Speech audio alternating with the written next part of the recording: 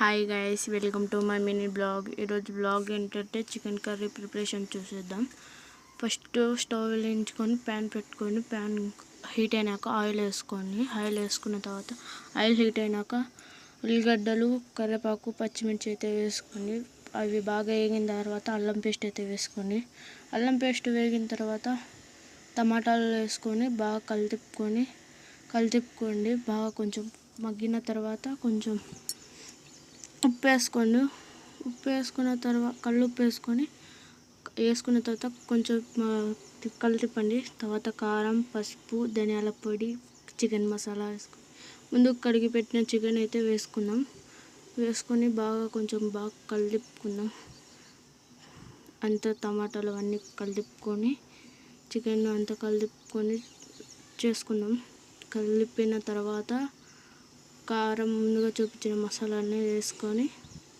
మసాలాలు అయితే అన్నీ వేసేసుకుంటున్నాం. బాగా అయితే కలిపుకున్న తర్వాత కారం, పసుపు, చికెన్ మసాలా, ధనియాల పొడి అయితే వేసుకున్న తర్వాత బాగా అయితే కలుపుకొని కొన్ని అయితే వాటర్ పోసుకున్నాం. తగినంత వాటర్ పోసుకొని కొబ్బరి పొడి అయితే వేసుకొని మూత పెట్టేద్దాం. మగ్గిన తర్వాత కొంచెం లాస్ట్లో కొత్తిమీర వేసుకోండి.